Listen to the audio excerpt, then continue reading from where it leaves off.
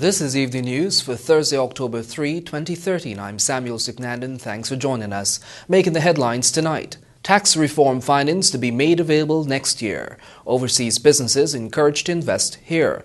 Ramatar and Granger to address constitutional appointments. Guyana and Barbados Joint Commission talks continue. And GAIExpo 2013 opens with focus on promoting business and development. And now for the news in detail. Cabinet Secretary Dr. Roger Luncheon says the preliminary report on the review of Guyana's taxation system will be made available in 2014. Leanna Bradshaw reports. Work continues to be executed on the revision of Guyana's tax system, especially as it relates to value-added tax. According to head of the Presidential Secretariat, Dr. Roger Luncheon, reviews were done by the Duke University International Development Center. Work continues by DCID, that's the Duke University International Development Center. They have been here, done the research, and my fervent hope is that well before the 2014, the most preliminary reports on the review of the tax system with particular attention to the VAT. As you recall, this was the TOR that was of interest to the President, the VAT. President Donald Ramatar had established a tax review committee to look into Guyana's taxation system with a view of implementing changes. However, government had failed to replace a member of the tax review committee who had fallen ill. The business community has been urging President Ramatar and his advisors to speedily reconstitute the committee established to examine and review the country's taxation laws.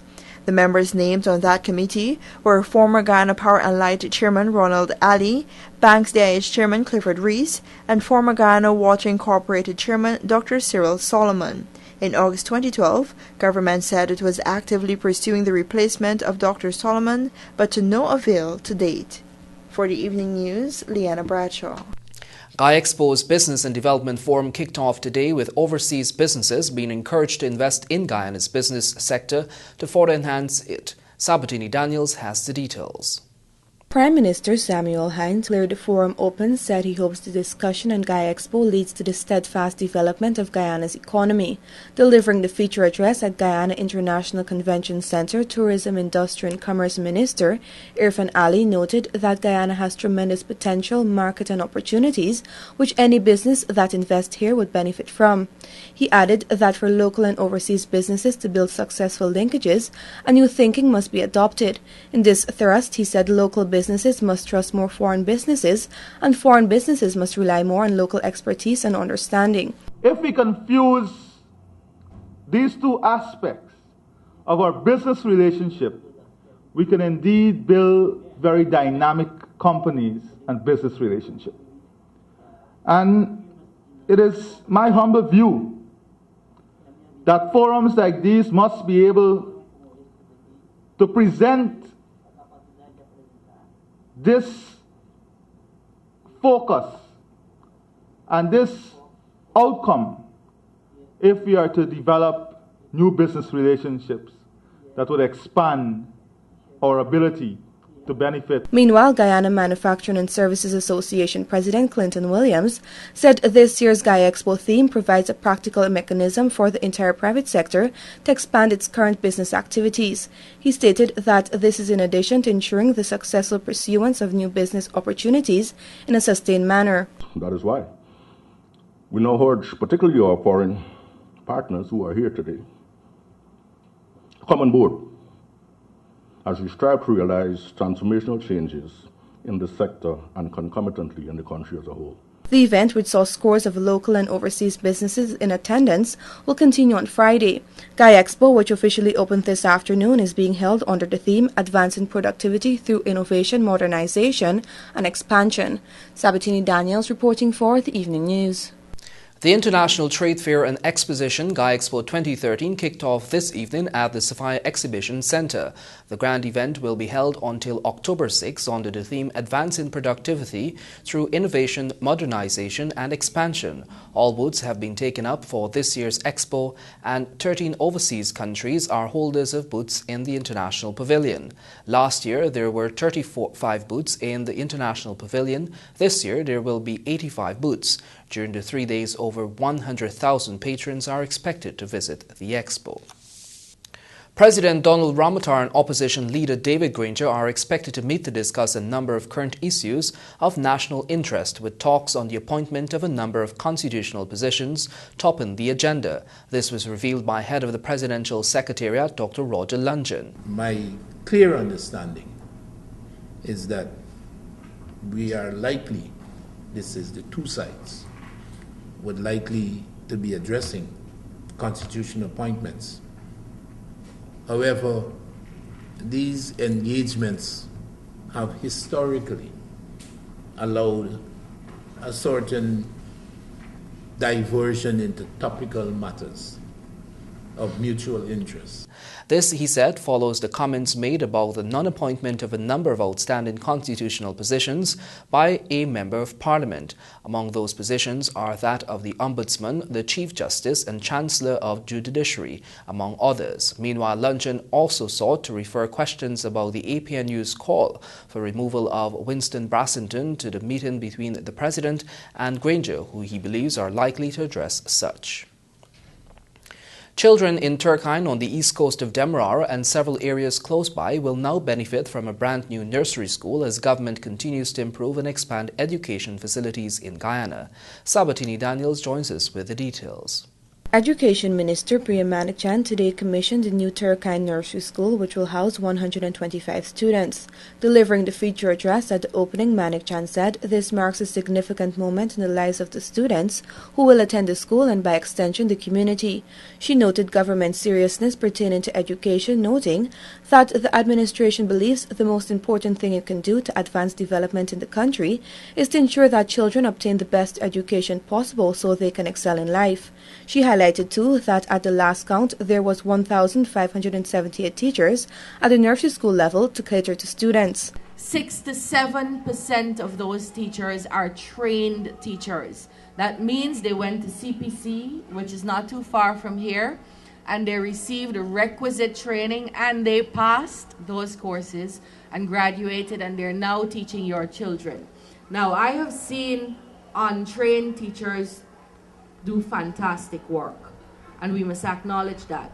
But it is more likely than not that your children will get the best education possible if we train our teachers. And I say without fear of contradiction that today, this moment in Guyana's history, we have the most trained nursery teachers than we have ever had in the country's history. The minister added that there are now more nursery schools across the country to 85 students, pointing out that this has changed drastically over the years. Today, in Guyana, we have 328 discrete nursery schools. By that I mean a school by itself, sitting in a compound with plays, toilets, everything.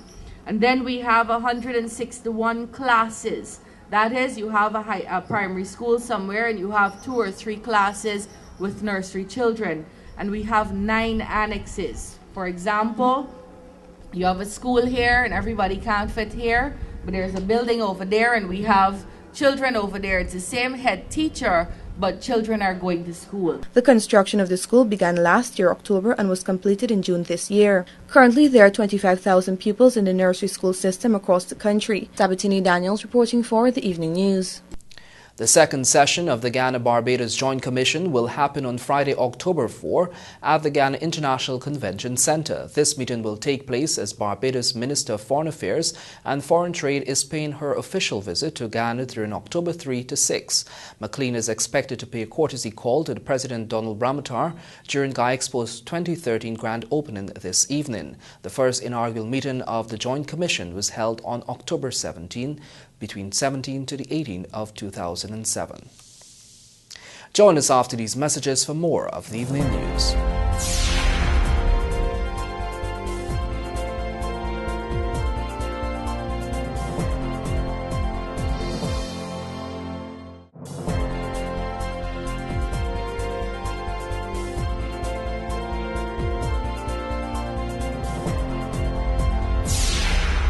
Welcome back. If you've just joined us, you're watching the Evening News. A Partnership for National Unity, APNU, has called for an immediate financial audit into the accounts of the National Industrial and Commercial Investment Limited, NISIL. Whitney Prasad brings us the details. A Partnership for National Unity is concerned about the selling of 60% of taxpayers-funded Marriott Hotel to one investor to the tune of $8 million. The party says this clearly shows continuing lack of transparency behind the doors. APNU's Joseph Harmon said that the APNU stands firm on the belief that this move to sell shares is considered fleecing of the state of Guyana, given that NISIL had already spent $20 million on the project and is only receiving 33% shares on the company that it will own.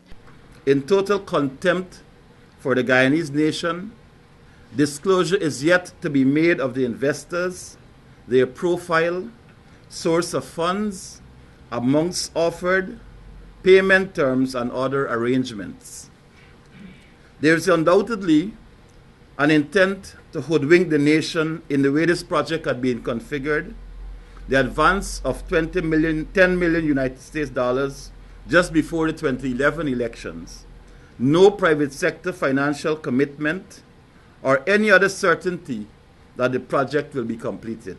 The party wants all personal assets of Brassington and his counterparts to be investigated by a credible integrity commission.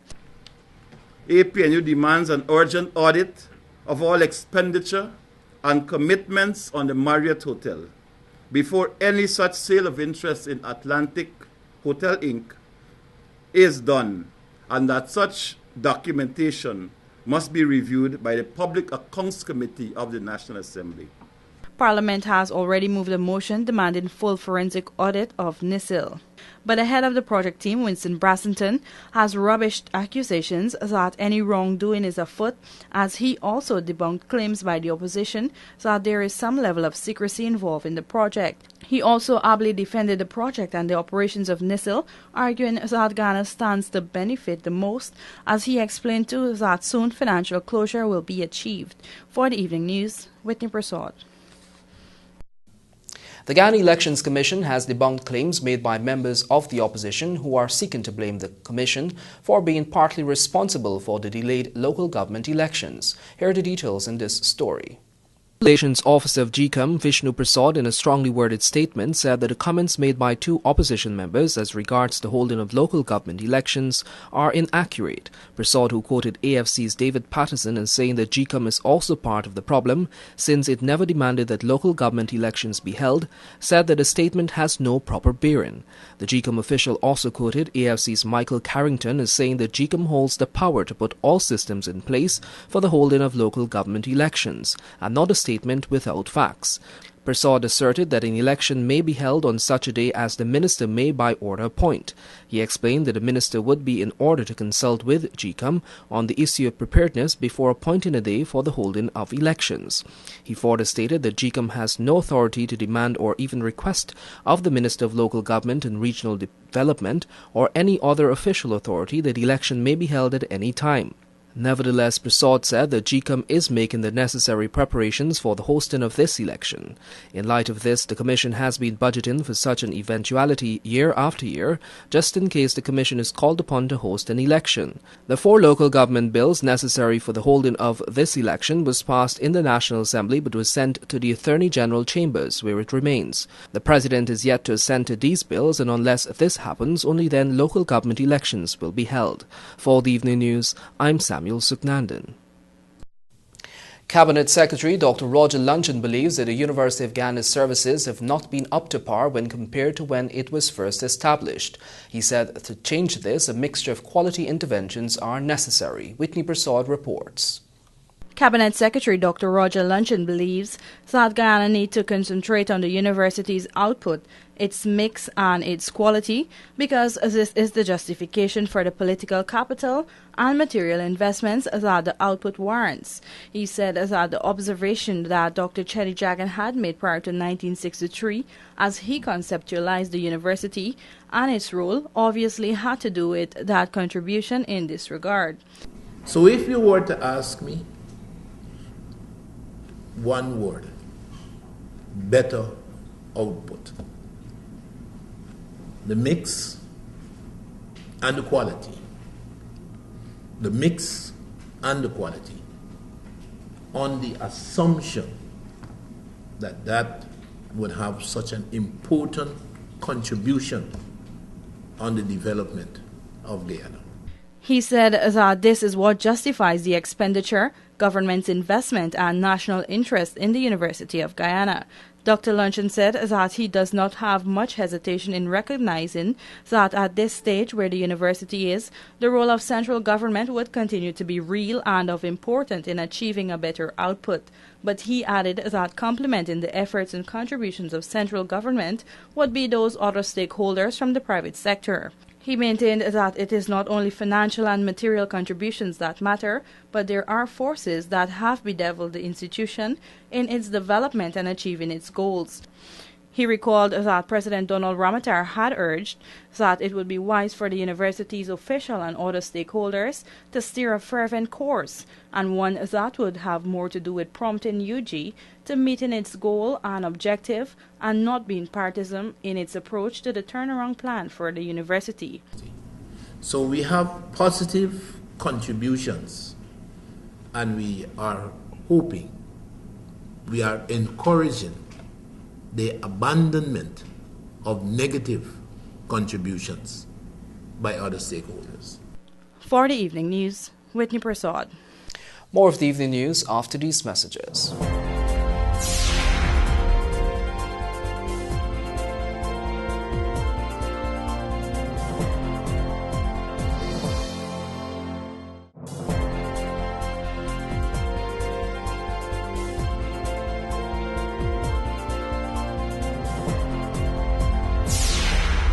Welcome back. If you've just joined us, you're watching the evening news.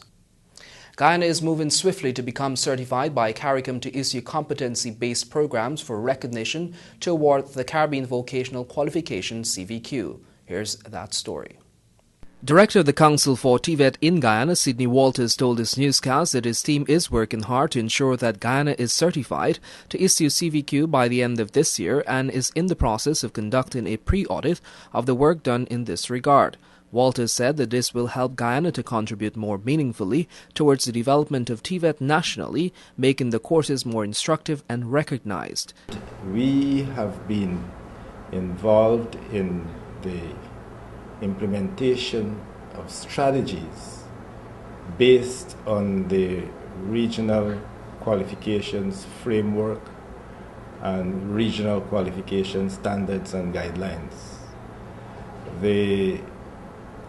It is therefore necessary for us to implement competency-based modularized training as the basis for the award of the recognition for the award of the CVQ.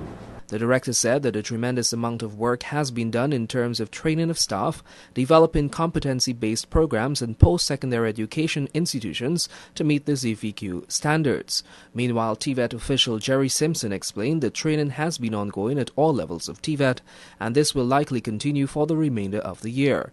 According to him, the training focuses on three main areas, mainly competency-based education and training for trainers and external training. Well, we've trained quite a lot of persons. I think we may have trained over 200 persons in introduction to competency-based delivery. And following that, we would normally train in assessment. We know, trying to do a lot of the assessor training, and so perhaps I guess we would have done probably nearly 120 persons trained as assessors. The Council for TVET over the last 3 years has addressed procedures by preparing post-secondary institutions under the Ministry of Education so that Guyana is recognized to award the CVQ. Other institutions in both the private and public sectors, including the Board of Industrial Training, BIT, and the Kurukuru College, are also being prepared for recognition to award the CVQ. For the evening news, I'm Samuel Suknandan. Head of the Presidential Secretariat, Dr. Roger Luncheon, said Cabinet is aware of its non-parliamentary international obligations to address anti-money laundering in Guyana, while noting that it is also dealing with concerns of the establishment of the Financial Intelligence Unit. More in this report. Cabinet Secretary Dr. Roger Luncheon said Cabinet's attention was drawn to a planned sitting of the National Oversight Body, under which decisions regarding staffing and training of staff to be recruited in supervisory agencies and the Financial Intelligence Unit would be discussed and endorsed. He noted that the ruling administration has been rigorously addressing the issue of anti-money laundering AML in Guyana. As such, the formation of the Serious Organized Crimes Unit SOCO and its dedication to investigating AML was also brought to Cabinet's attention. In its most recent defense, the government recognized that it had failed to meet CFATF deadlines for the submission of the enacted anti-money laundering legislation. Guyana would be reporting again in November, specifically November the 18th, on particularly developments surrounding the handling of the anti-money laundering legislation by Parliament. The Anti-Money Laundering and Countering the Financing of Terrorism legislation is currently before a Parliamentary Special Select Committee for review so that amendments can be made before it is taken back to Parliament to be passed. If Guyana fails once more to satisfy international obligations to ensure the passage of the critical piece of legislation, it could face severe sanctions that would hamper international financial transactions. The combined opposition had raised the issue of the functioning of the Financial Intelligence Unit as a prerequisite and integral aspect to be considered before the bill is passed. For the Evening News, Leanna Bradshaw. Join us after these messages for more of the Evening News.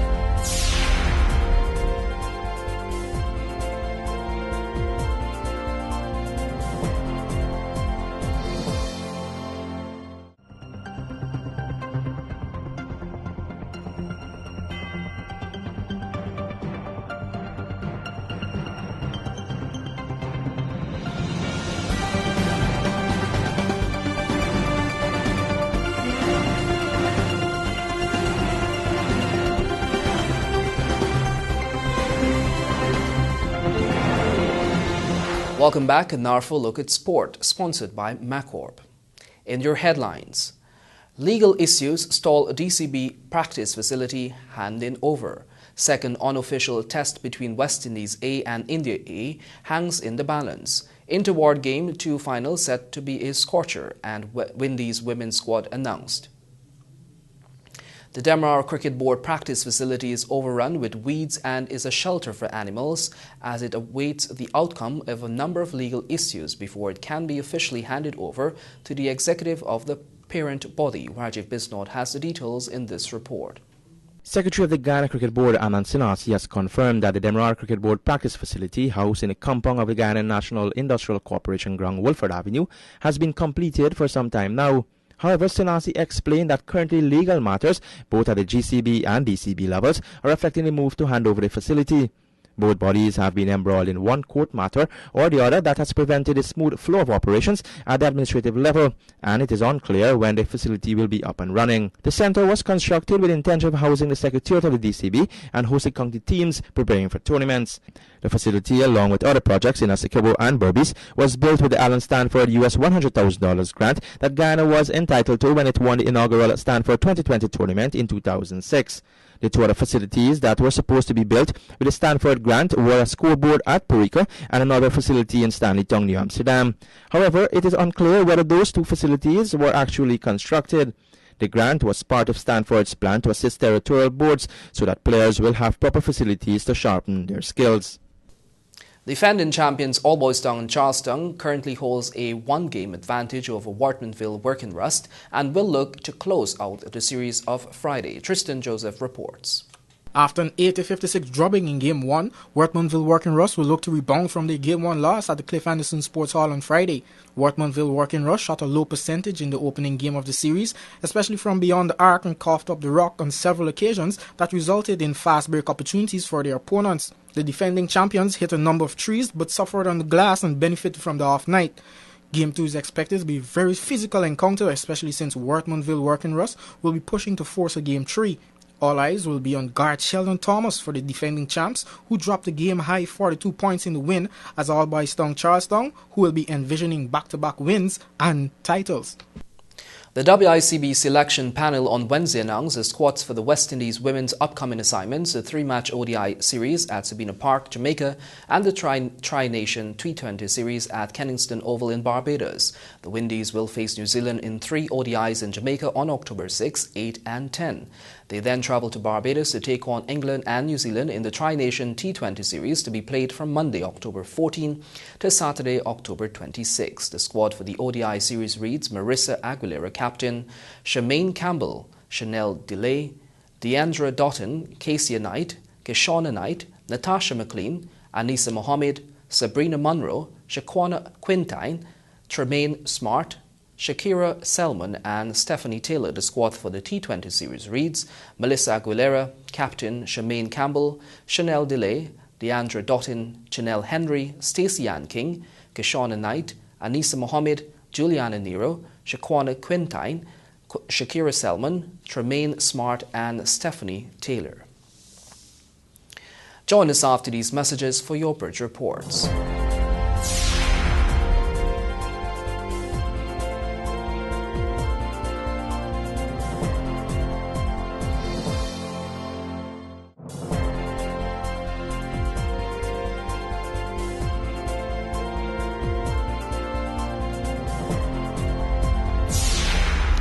Welcome back. Do remember that these and other stories in tonight's newscast can be read in the Ghana Times newspaper, which can be purchased from vendors across the country. When you are not reading our newspaper or watching TVG Channel 28, do tune into Radio Ghana Inc. on 89.3, 89.5 or 89.7 FM. And now for a look at your bridge reports. The Denver Harbor Bridge will be closed on Friday, October 4 at 14 hours 30 for a period of 1.5 hours. And the Berbice River Bridge will be closed on Friday, October 4 at 16 hours for a period of 1.5 hours. That's your Thursday, October 3 edition of the Evening News. I'm Samuel Sugnandan. Thanks for joining us.